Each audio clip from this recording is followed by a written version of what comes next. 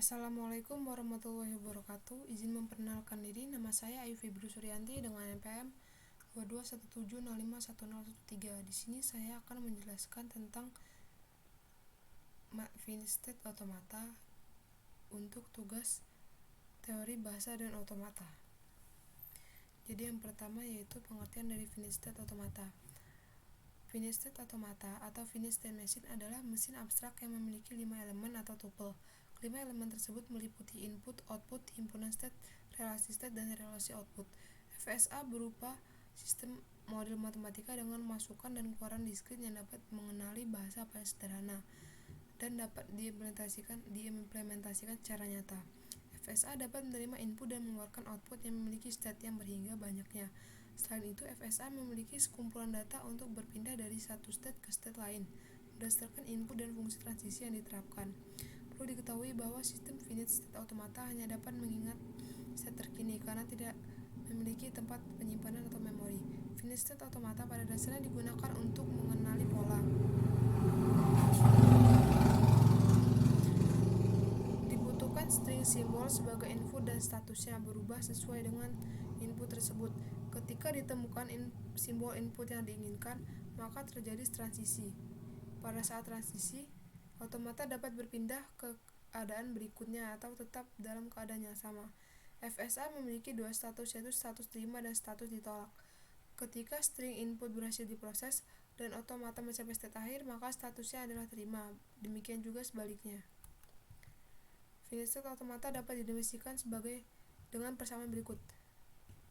Key himpunan state, sigma himpunan simbol output, himpunan simbol input, delta fungsi transisi, S state awal, dan F itu adalah state akhir. Karakteristik dari FSA. FSA memiliki beberapa karakteristik, yaitu setiap finite automata memiliki keadaan yang transisi yang terbatas. Transisi dari satu keadaan ke keadaan lainnya dapat bersifat deterministik atau non-deterministik. Setiap FSA selalu memiliki keadaan awal. FSA dapat memiliki lebih dari satu keadaan akhir. Jika setelah pemrosesan seluruh string keadaan akhir dicapai, artinya automata menerima string tersebut. Cara kerja finite state automata. FSA bekerja dengan cara mesin membaca memori masukan berupa tab, yaitu satu karakter setiap saat, menggunakan head baca yang dikendalikan oleh kotak kendali state berhingga, di mana pada mesin terdapat sejumlah state berhingga. FSA selalu dalam kondisi yang disebut state awal. Pada saat finite automata mulai membaca tab, perubahan state terjadi pada mesin ketika sebuah karakter berikutnya dibaca. Ketika head telah sampai pada akhir tab dan kondisi yang ditemui adalah state akhir, maka string yang terdapat pada tab dikatakan diterima. Finite automata dikatakan dapat diterima finite automata. Jenis-jenis FSA. Jenis-jenis FSA yaitu ada dua, yaitu DFA dan NFA. DFA yaitu deterministic finite automata, dan yang NFA yaitu non-deterministic finite automata. Kedua finite automata di atas mampu mengenali kemampuan reguler secara presisi. Dengan demikian, kedua finite automata dapat mengenali string-string yang ditunjukkan dengan ekspresi reguler secara tepat. DFA dapat menuntun pengenal lebih cepat dibanding NDFA. Namun demikian, DFA berukuran lebih besar dibandingkan NDFA yang ekivalen dengannya. Lebih mudah membangun NDFA dibanding DFA untuk suatu bahasa, namun lebih mudah mengimplementasikan DFA dibanding NDFA. Yang pertama ada deterministic finite automata atau DFA. Dalam DFA, untuk karakter input tertentu, mesin hanya dapat menuju satu state dan fungsi transisi dipakai pada setiap state untuk setiap simbol input. Selain itu, pada DFA perpindahan state 0 tidak diperbolehkan, artinya DFA tidak dapat mengubah state tanpa karakter input sama sekali.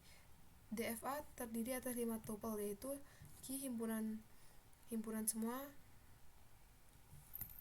sigma himpunan simbol input, key initial state atau keadaan awal dari mesin, F himpunan state akhir, dan delta fungsi transisi.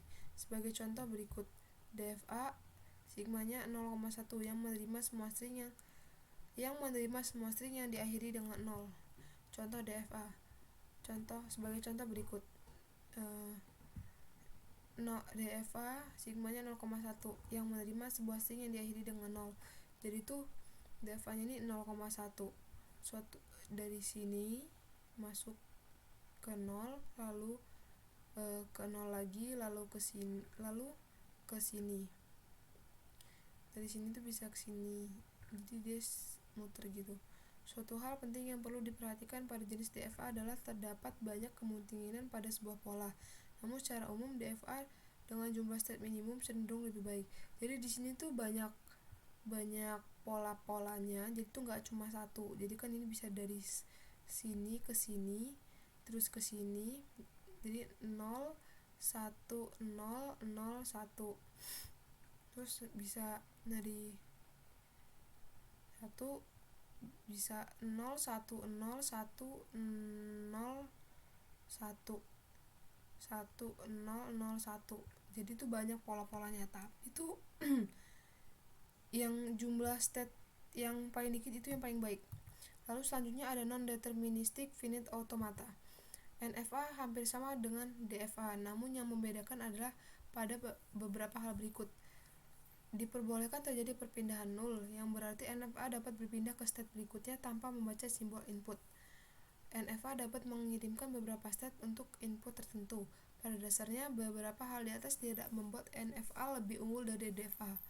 Jika kita membandingkan keduanya dalam hal kekuatan, keduanya setara. Karena fitur tambahan di atas, NFA memiliki fungsi transisi yang berbeda, selebihnya sama dengan DFA. Fungsi transisi pada NFA dapat didefinisikan sebagai berikut. Delta X kali elemen fungsi transisinya itu bisa didefinisikan kayak gini nih. Contoh dari NFA. Contoh dari NFA itu jadi dari ini 0 ke 0,1 0 lalu ke 1. Suatu hal penting yang perlu diperhatikan pada NFA, jika ada jalur untuk string input yang mengarah ke state akhir, maka string input dapat diterima. Misalnya NFA di atas ada beberapa jalur untuk string input 00 karena salah satu jalur mengarah ke state akhir 00 diterima oleh NFA. Sekian dari saya.